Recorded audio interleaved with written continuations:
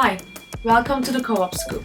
Today we will focus on two letters that Arusha's lawyers sent to the board and the proposals that passed in the last 2 weeks. Let's start with the long-awaited letters. Arusha was suspended on 13th of July on Monday, and on the Friday of the same week, the board received a demands letter from his lawyer. Attached were Arusha's performance reviews from 2017 to 18 and 18 to 19, which mostly defined his performance as outstanding. The first thing that stands out in this letter is how the board is addressed. Every single time in the letter where the lawyer addresses the board, he says, "you," in all caps. As the letter basically says, Arusha has all the reasons to sue the board, the "you" detail adds to the fearsome vibe this letter gives. The board is informed from the first page that you, the members of the board, have placed the UCHA in severe legal jeopardy should you terminate the employment of CEO Arusha. Why can the board be in legal jeopardy? Let's see Arusha's lawyer's reasons. 1. Age discrimination. Arusha is 59 years old. The lawyer shares a list of things as reasons for BOD's claimed discrimination. Criticizing the job performance and then firing an employee who has been with the company. Criticizing the skill set of an older employee, determining the employee no longer has the skills necessary for this job. Compelling an older worker to take on certain duties. Changes in job performance reviews. Promoting a youth culture. Forcing an older employee to retire. The lawyer says Arusha has 21 years of such excellent performance appraisals. Do you really believe a jury will stand that your recent ad hoc appraisal is anything but a pretext for an age discrimination retaliatory termination? I think not. So according to the lawyer, Arusha had very good performance reviews until this board's review, and the change in the review is due to the board changing the rules arbitrarily, capriciously, and without any regard for the essential skills necessary to perform Arusha's job. 2. Libel. When the board had first announced Arusha's suspension, they had sent a short email saying that there was an investigation into the acts of negligence and breaches of contract. The lawyer passionately reacts to this email. "Your published email is libelous," on his face. You falsely accuse Arusha of being unfit to work as ED. Your factual basis is premised upon nothing other than false conclusory sham facts. You directly harmed his reputation. You have ridiculed him. It is you, the members of the BOD, who should look in the mirror to reflect on your actions. 3. Enforcing the law.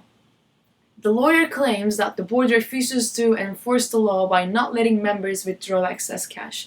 It says in our contract that all stipends credits in excess of the deposit will remain in the member's account, so withdrawal is not allowed according to our contract. But Arusha have been allowing this without the board's knowledge. The lawyer's argument is that our contract is unenforceable in this situation because a student may lose their earnings. However, the fact that students don't earn money at the co-op but basically pay less rent is not mentioned at all. When the lawyer makes his points, he uses words such as labor, employee, and student chef. However, we have chore shifts, members, and crew chiefs. As members, we don't fill W-2 forms, we don't get benefits, health insurance, we don't pay taxes on our credit shifts, and all of these are, again, because we don't work. As you may remember from the board's performance review of Arusha, it was mentioned that the kitchen crew chief had withdrawn more than $3,000 in 2 quarters, which is not allowed in our contract, as I said. Moreover, this member is an international student too. So in this letter, none of these aspects are considered. That was the summary of Arusha's first letter. Before we continue with his response to his performance review, let's listen to the chair of Audit Committee, Brian Pham, to get an insight to our financial situation. Hi, my name is Brian Pham, and I'm here to talk to you about our financial situation.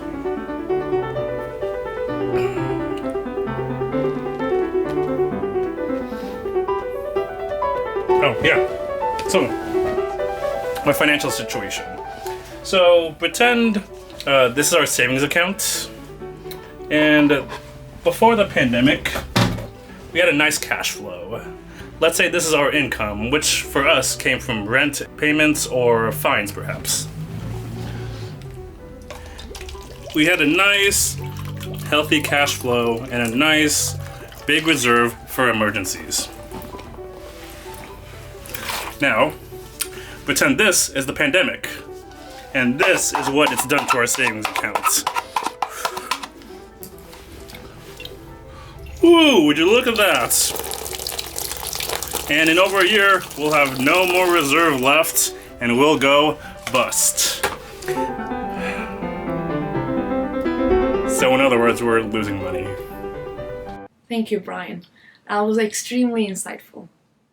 The first page of Arusha's response to his performance review focuses on his job description. He says his official job description has changed in time, and he mentions a few additions to his job since the description that was written in 1996. This argument is confusing because he still doesn't provide a full job description. Also, when the board asked him to upload his description on uchacoop.org around June 2020, he did upload the version we see now, so he had the chance to upload a new updated version. So I will be sourcing the one that we have on the website, as that's the one we have officially. Arusha confirms that they had an executive session with BOD, and I hope that those minutes will be available soon so that membership can understand this letter better as well, because there are bits that Arusha references to those minutes. Also, for this video, I will leave those points that are related to the minutes aside, as we don't have them yet.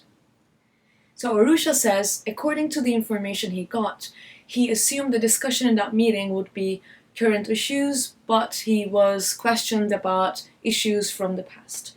So about the official policies that were in his office but had insert organization name here on them, he says he had every intention to insert UCHA in those documents, but was sidetracked by prevailing issues.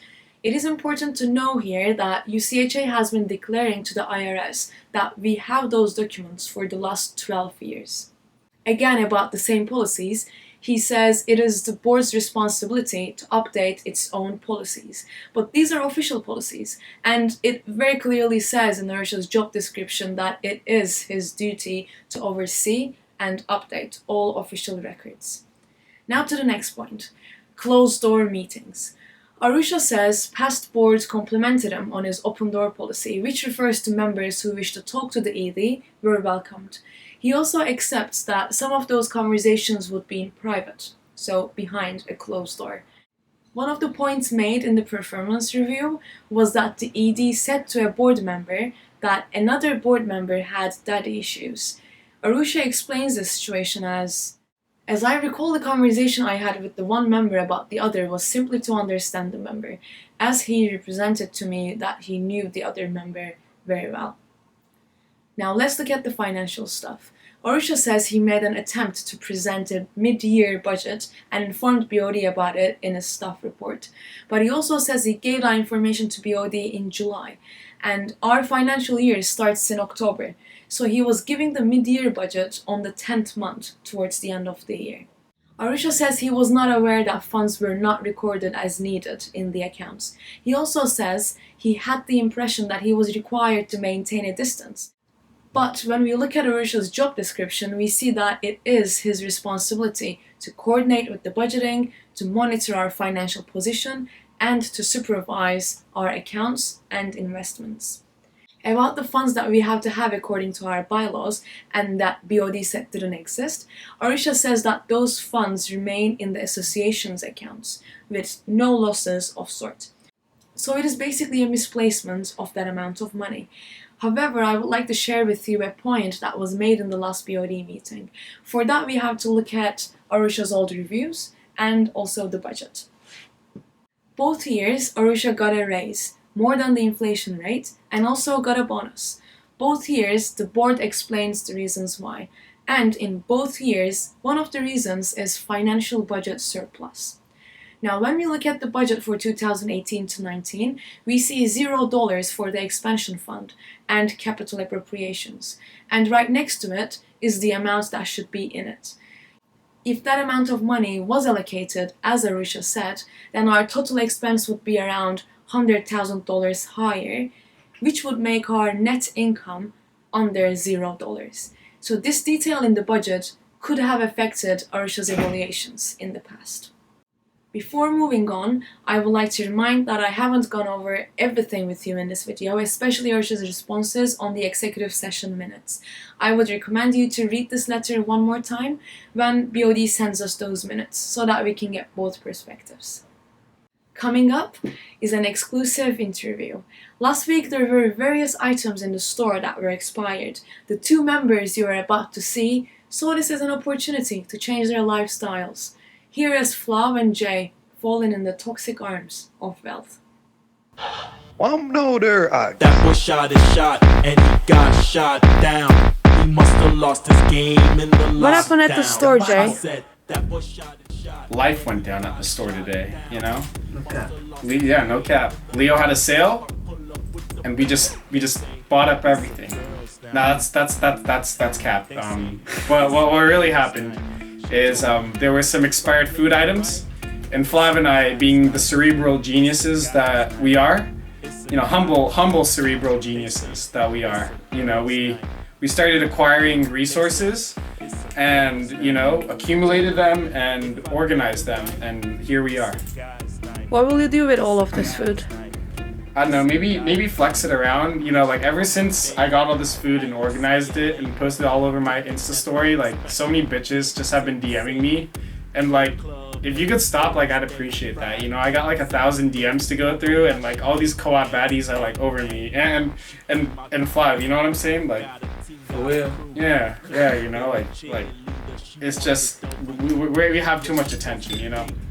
So I see a lot of food there, and we will show this like in a public Facebook group. Yeah. Aren't you scared that your room will be raided? I don't think so. Like we're packing heat up in here. I got my pepper spray. Flav's got some heat too. You know, you got the chopper. Like we're not scared of shit. In fact, I encourage you, come to 500 Landfair Avenue, and if you wanna fucking steal our shit in Corona and panic buy away our Oreos, you're gonna mess with my pepper spray and that taser. All right? So don't mess with us. Or actually mess with us. We don't care. What's up? What is the biggest change do you think you will have in your life after having this much stuff? More bitches. I mean diabetes. It's a guy's night.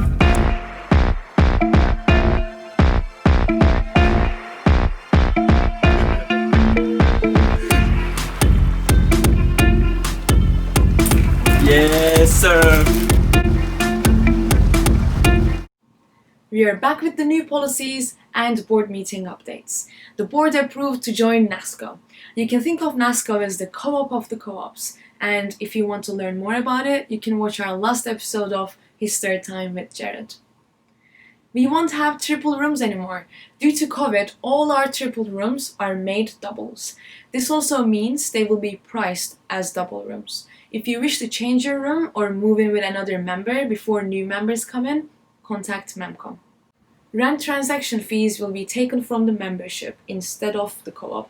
This means if you choose to pay your rent transaction fees will be taken from the membership instead of the co-op.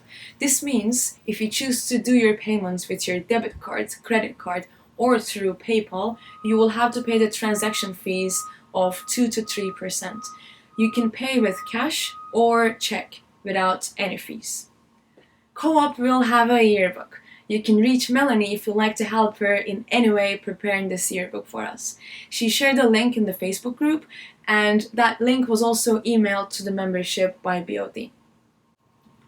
A new website design was proposed, and our IT manager have been informed to refurbish the website. As his progress for now, he sent a screenshot of the main page of a website. During the same time span, Josh designed a website and showed it during the meeting. There were concerns about our IT manager voiced during this meeting. The decision was to instruct them to use a website builder, which would allow members to edit as well. We will have a bike auction. We don't know the details yet, but members who would like to bid for bikes, look out. We have a kitchen committee now. This committee will be able to recommend changes in kitchen operating policies and structure, along with many other functions and projects they have. Room 600 in Triple H is approved to be an archive room. We will be able to reach more documents there, such as the ones that have been exhibited on our walls. Lastly, MEMCON will be having discussions on sexual harassment this Monday. If you would like to contribute to the meeting, it is at 7 p.m. Thank you for tuning in. Scoop to do.